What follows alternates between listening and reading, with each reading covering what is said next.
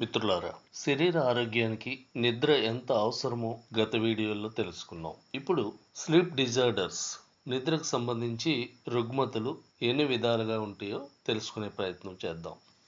World health organisation, ప్రపంచ ఆరోగ్య సంస్థ గైడ్లైన్స్ ప్రకారం ప్రధానంగా స్లీప్ డిజార్డర్స్ని కొత్త వెర్షన్ ప్రకారం 6 కేటగిరీలుగా విభజించడం జరిగింది.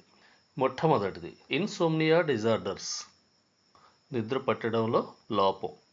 దీన్ని 2 కేటగిరీలుగా మరలా పునర్విభజించారు. Chronic insomnia, short term insomnia. Chronic insomnia అంటే గత 3 నెలలకు పైబడి నిద్ర పట్టడంలో ఇబ్బందులు ఉండాలి.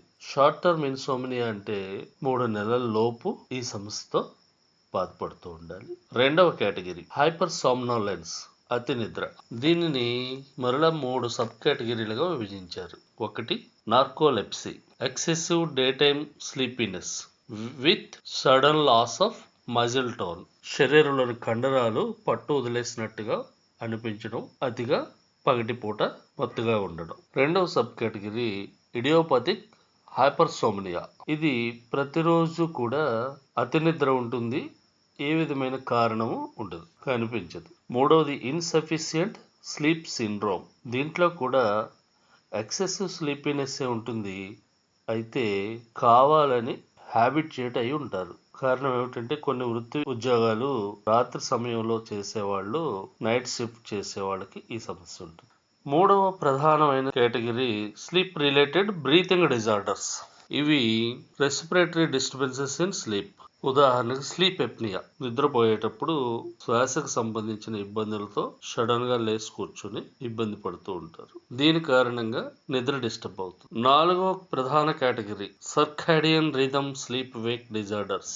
దీనిని 2 సబ్ కేటగిరీలుగా విభజించారు. మొదటి sub category delayed sleep Wake phase disorders. రెండవ సబ్ కేటగిరీ షిఫ్ట్ వర్క్ లేదా జెట్ లాగ్ స్లీప్ డిజార్డర్ అంటారు. Circadian sleep Wake phase disorders లో మొట్టమొదటిది delayed sleep Wake phase disorder. దాని పేరులోనే కనిపిస్తుంది మనకి, నిద్ర పడుకోవడం, లేచే సమయాలలో మార్పులు వస్తాయి. రెండవ సబ్ కేటగిరీ జెట్ లాగ్. మనం ఎప్పుడూ నిద్రించే ప్రదేశంలో కాకుండా వేరే ప్రదేశానికి వెళ్ళి నిద్రించినప్పుడు వచ్చేటటువంటి డిస్టర్బెన్సెస్. నాలుగవ ప్రధాన కారణం తెలుసుకున్నాం మనం. ఇప్పుడు 5వ ప్రధాన కేటగిరీ పారాసోమ్నియా డిజార్డర్స్.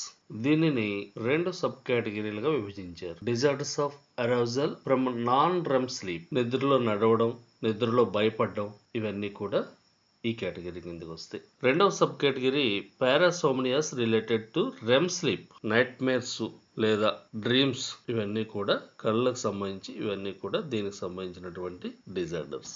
6వ ప్రధాన category sleep related movement disorders.